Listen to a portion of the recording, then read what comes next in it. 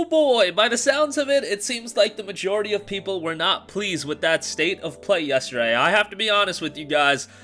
Yikes, that was not a great show. I don't think a lot of people were expecting something absolutely blow away, given that we just had that PlayStation presentation with like Wolverine, God of War 2. But I think people were expecting something a bit better than we got. There were some announcements that I found interesting, but let's be real, let's call a spade a spade. It was not a very good show.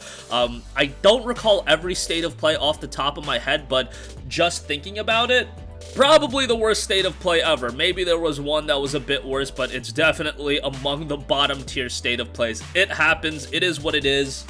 And hopefully Sony will bounce back with a bigger event, a more notable event, either by the end of this year or early next year. Nevertheless, do want to talk about a couple of game announcements, want to go over an open beta that's kicking off soon, and we have an update on Tales of Arise from a shipment and digital sales standpoint. Another milestone has been reached. Very happy about that because you guys know how high I am on that game. But first things first, talking about JRPGs, let's talk about maybe the biggest announcement at yesterday's State of Play. Star Ocean: The Divine Force has been announced for PlayStation 5, Xbox Series, PS4, Xbox One, and PC. Now, when the Square Enix logo came up, I know a lot of you guys got baited just like me. I was like, oh boy, let's go, Final Fantasy 16, let's talk about it, let's get that release date, and then they hit me with Star Ocean. Not to say that I'm not happy about a new Star Ocean coming out. I love Star Ocean as a franchise, even though the last Star Ocean game, Integrity and Faithlessness, not only did it have a terrible name, but the game itself was not very good.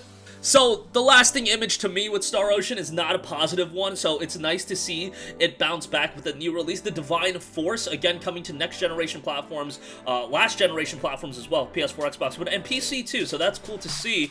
The game itself, from a design standpoint, visual standpoint, nothing too blow away, but it does seem like the gameplay is going to be the star of this game, and I, no pun intended, but yeah, the world itself looks interesting, and the story, based on what I'm reading, is pretty interesting in that regard too. The character designs look decent on top of that. Again, visually, nothing completely blow away, given that it is going to be released on last generation platforms. Liking some of the mechanics, seamless gameplay, you can explore the entire field in 3 dimensions by also taking advantage of flight, so that's pretty cool. It will be interesting to see how that does impact overall gameplay, but the game is scheduled for a release in 2022. You know, I'm hoping for a great game out of this one, just because this is a franchise that I loved. I loved Star Ocean 1 and 2, First Departure, and then Second Evolution. I played those on PSP, and I really enjoyed those. Star Ocean Till the End of Time was really good on PS2, and I loved Star Ocean The Last Hope from a gameplay standpoint. The voice acting was absolutely abysmal, some of the worst voice acting I've ever heard in a JRPG, but Star Ocean 5, obviously, Integrity and Faithlessness, that game left a lot to be desired, so hopefully this takes Star Ocean back on the right path. And how long has it been since the last Star Ocean game? Man, we get a Star Ocean game like every 6-7 years, so it'll be nice to get another one, and again, hopefully this one does deliver. It was noted that we're going to hear more about the game in spring of 2022, so I imagine this is probably going to be a summer or fall release in 2022, barring any delays or anything like that. If they need to delay the game, this is one where, yo, you gotta get this one right. Really hoping they do get this one right. If you do want to play Star Ocean Till the End of Time, is available as a PS2, PS4 title, and Star Ocean 4, The Last Hope, constantly goes on sale for like $10 on PS4. It's available on PC as well, and that's a pretty decent game. On top of that, I would recommend to stay away from Integrity and Faithlessness, but nevertheless, Star Ocean: The Divine Force, again, out in 2022. Alright, moving on from that, we got a free beta, open beta, that'll be kicking off for the King of Fighters 15, and it'll be set for November 19th to the 22nd, so it will be kicking off November 19th at 7 p.m. Pacific Time, 10 p.m. Eastern, to November 22nd at 6:59 a.m. Pacific Time. That'll last until 9:59 Eastern, so your local time may vary a little bit, but you are going to have online component, casual match, room match, offline versus mode, and training. You have quite a few playable characters as well, so they're going to give you a little bit of variety, and again, the game itself, I believe, is going to be released in February. Yes, it's a part of that monster February run of game releases, February 17th. So, yeah, it's going to have a lot of competition there, but the open beta is going to be available for everyone. You don't have to pre-order the game. You don't have to do anything like that. It'll also support cross-generational play, so that's quite nice. And, again, February 17th for the release of the game. All right, moving on from that, Death's Door is coming to PS5 and PS4 and Nintendo Switch on November the 23rd. This was a game that was released on PC back on in July. Got a very positive reception with 5,126 Steam user reviews, 94% positive, which is just 1% shy of an overwhelmingly positive reception, which is the highest level you can get to as far as Steam reception goes. An 85 on Metacritic as well. Game looks pretty interesting as an action-adventure title. The game notes, reaping souls of the dead and punching a clock might get monotonous, but it's honest work for a crow. The job gets lively when your assigned soul is stolen, and you must track down a desperate thief to a realm untouched by death where creatures grow for past their expiry.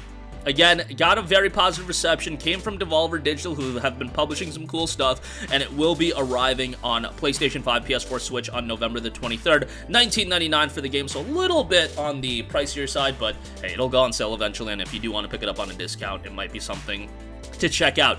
And lastly, here is some news that I've been covering the Tales of Arise sales numbers, and once again, very happy about this. Tales of Arise shipments and digital sales have now topped 1.5 million units. Guys, for JRPG, especially a game like Tales, where it's not among the elite tier of JRPGs like a Persona, a Final Fantasy, this is a very, very successful number, and I can speak on it from an anecdotal standpoint, talking to people in my circle of friends that, you know, aren't the biggest JRPG fans. They'll play the big ones like a Final Fantasy, but there seems to be a lot of attention towards Tales of Arise, more so than normal, and I know a lot of people that Tales of Arise was their very first Tales of game, and that's what I was talking about when, if you guys watch my State of Play, you know, my wants video, my rhetoric right now and my thinking is Tales of is as hot as it's been over here in the West as a franchise, so I think Bandai Namco has an opportunity to really capitalize on that. I heard somebody left a comment saying that there was an interview where they're talking about doing remakes of Tales of titles. I can't verify that, but somebody did leave a comment. If you know anything about that, let me know in the comment section down below, but I've been bastioning, I guess would be the word. I've been clamoring for a Tales of Abyss remake or remaster. Even a remaster, if you want to do a full-on remake, yo, that is money to be printed, my guys. That game is tremendous. Luke is one of the best main characters in all of the Tales of franchise. The story is so good. There's so many twists and turns. The cast itself, outside of Luke, is great. And, yeah, that's a game that unfortunately available on the PS2, available on the Nintendo 3DS, not being preserved anywhere else. So a remake of that, I think, would do gangbuster numbers, people. I think it would just do really, really well. And considering you have the story foundation already there, if you want to do a full-on remake of it, it's not going to take that massive undertaking, I would think, as it would be to create a game from the ground up. That's just my opinion. I'm going to continue. This is going to be one where I'm going to be drumming this notion where I want a Tales of Abyss remake because, you know, ultimately, maybe it'll happen. We got a Kingdoms of Amalur remaster, and it took me years of complaining about that, and maybe we'll get the Tales of Abyss remake. I'm sure I have nothing to do with it, but hey, if I can get at least one person on my side, I've done my job with that. But nice to see Tales of Arise do very well from a sales standpoint, topping 1.5 million units. The game is excellent. Battle system's great, story is excellent, and I can't say enough good things about the game. One of the best JRPGs in the last 5 years, in my honest opinion, and it's my number 2 game of the year right now, and maybe it'll slide into number 1 when I actually sit down and assess every game I played, but Ratchet & Clank's still number 1 to me. Yeah, I know, $70, 7 to 10 hour game, my number 1 game of the year, but I love Ratchet & Clank. Tales of Arise right up there with thought it was excellent.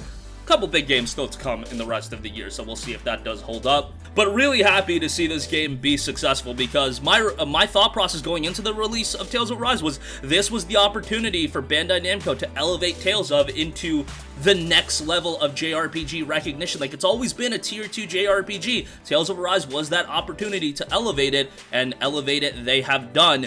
And I think, again, I think the next Tales of release is going to do big numbers as well. Maybe not as good as this, but if it's an Abyss remaster or remake, let's say a remake, I think an Abyss remake would sell really well because you're going to have apes like me continue to shove it down your throats how great that game was. But that's going to do it for me. Let me know all your thoughts in the comment section down below. As always, thank you for watching, and goodbye.